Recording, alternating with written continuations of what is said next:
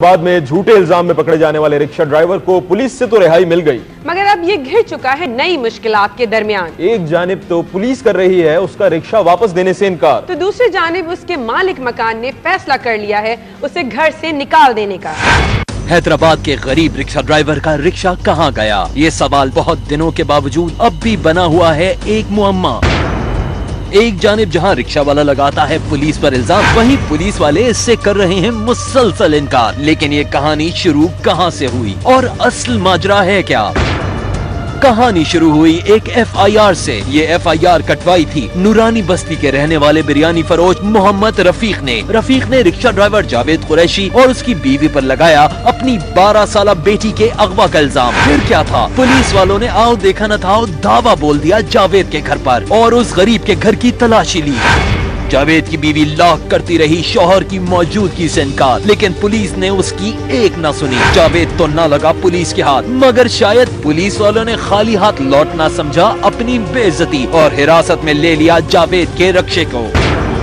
Police आई घर पे और कहने लगी, ऊपर से कूदने पे कहने लगी कितनी तुम्हारा शौहर अंदर है, तुम लोग झूठ बोल रही हो, बहन दरवाजा खोल दो। तो ऊपर चढ़ गई। मैंने बोला भाई नहीं है, फिर भी ऊपर से वो कूदी और घर में पूरे में तलाशी ली, उन्हें मिली नहीं मेरे शौहर। तो बाहर से ना रक्षे को मेरे शौहर के ले गए हैं वो लोग।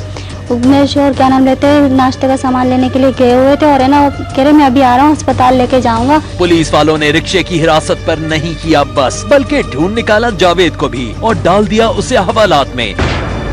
शौहर की गिरफ्तारी के बाद रिहाना ने फैसला किया एहतजाज का। रिहाना ने दी पुलिस अफसरान को कई दरख्वास्तें और जब किसी ने ना सुनी उसकी फरियाद तो वो जा बैठी प्रेस क्लब के सामने और शौहर की रिहाई का किया मुतालिबा।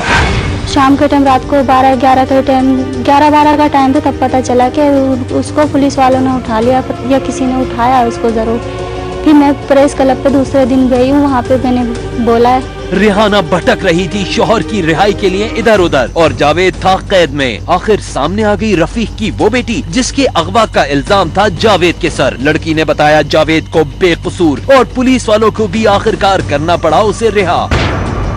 जावेद बेकसूर है, लेकिन आगे चल के जिनके FIR अभी मुकम्मल नहीं हुई है क्योंकि पेंडिंग है कि आखिर ये वक़्वा हुआ है, किसने उठाया है। जावेद को रिहाई तो मिल गई, लेकिन शायद उसकी मुसीबत के दिन थे अब भी बाकी और ये मुसीबत अब नासिल की गई उसके मालिक मकान की जानिब से। पुलिस के आने के बाद जावेद के माथे पर लग चुका था बदनामी का दाग और उसी दाग की वजह से मालिक मकान ने हुक्म दिया जावेद को मकान खाली करने का।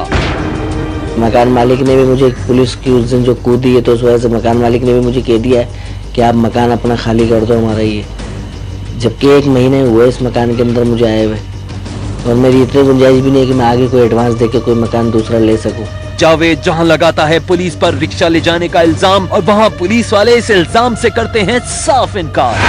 हम जावेद तक गए थे, जहाँ से मालूमात मिली, बच्ची मिल गई, बरामद हुई, बच्ची के सामने जावेद आया, बच्ची ने कोई पहचान नहीं की, कोर्ट में स्टेटमेंट बच्ची की कराई जज के सामने। जावेद का रिक्शा अगर पुलिस के पास नहीं तो वो आखिर कहाँ गया? क्या उसे जमीन निकल गई या उसे आसमान खा गया?